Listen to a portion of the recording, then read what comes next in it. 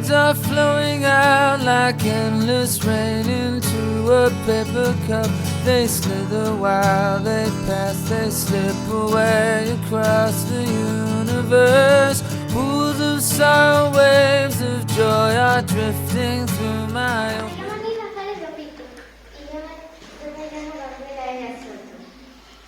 Hoy vamos a hablar sobre el cometa Halley. Este trabajo lo hicimos en mi casa y también lo usamos en algunas páginas normales y también la página oficial de la NASA. Joder, la página oficial de la NASA, me cacho en la mano. É o cometa máis famoso do mundo, pero hai xente que ainda non sabe que é o que é. É un cometa con gran tamaño non dominio que se pode ver desde a Terra. E ten unha órbita como o noso planeta. Vale, que era unha órbita? Que era a órbita? O supercorrido, moi ben. Moi ben. Aquí lo tenemos, creo. Ai, sí. Moi ben, continuade, vou sinalo. Logo obedezo os compañeiros porque imos ter colgado a órbita do cometa Halley. Moi ben. A diferencia de nuestra órbita de translación é que cada ano do cometa é cada 76 anos. A última vez que se puido ver desde o noso planeta foi en 1986 e foi chamado polo científico que o descubriu, Edwin Halley, en 1705. Los estudios afirman que a próxima vez que se volverá a ver será no ano 2061-62 en 3 meses de xullo de xullo. 2061, o sea que podedes velo vos, non? Verdad? O origen do cometa. Crese que se formou na nube de Oort, ao final do sistema solar. Pero estas zonas os cometas teñen unha trayectoria longa.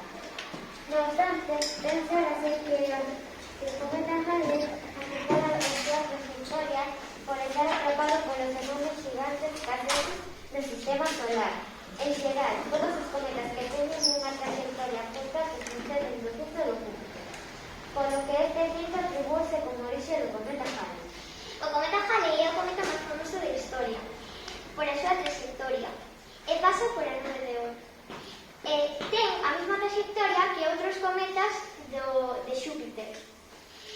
É bastante brilloso, é bastante grande, e gracias a isto se pode ver desde a Terra, senón non lo podíamos ver los seres humanos. Pues foi descubierto por Edwin Halley porque calculó súa órbita en 1531, es decir, ya hace un montón de años. Casi 500 anos, wow. Pues sí. Claro.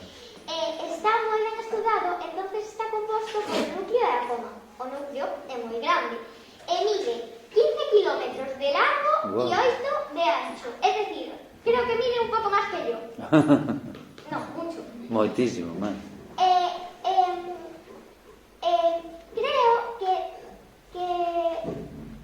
como dijo para arriba, pasa por aquí, pero al ver como otros cometas que pasan alrededor de la Tierra o lo que los humanos creemos, pasa así, pasa como en horizontal.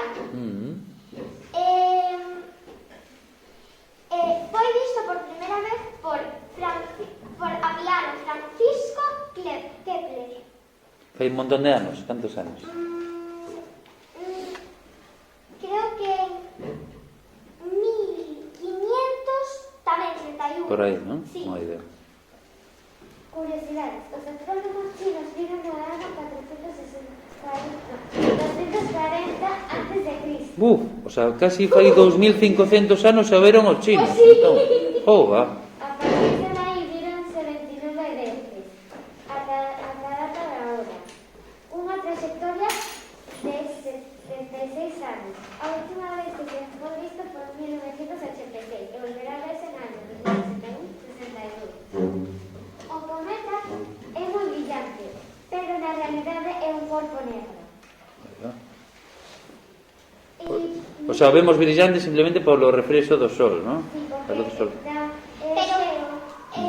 en todo deseo e cando nos acerca ao sol, pues vemos unha cola luminosa. Claro. Debido a súa aparición no ano 1910, houve máis de 4.000 sentidos ligados a este fenómeno que ocorreu o ceo de Perú cunha extraña cor. E iso por qué? Que pensaban que era o fin do mundo ou que? Pues sí, Sí. Pensaba que se iba a Ay, Dios. O sea, que veían o cometa en 1910 e pensaban que ia... Claro, se pensaba que se iba a acercar a la Tierra y iba a hacer pum, y se iba a chocar. Y todos se retiraron para no morir por eso. Ay, Dios, por favor. Menos mal que sabemos as cousas agora, ¿no? Pues y gracias a este cometa portaras miles de libros e de historias. Wow. Se me acaba de olvidar una cosa que me la acabo de acordar. O cometa ten una forma de cacahuete. En serio? En serio, de cacahuete. Qué rico. Y esto aquí está. Bueno, pues eu creo que merece un forte aplauso, ¿no, compañeros?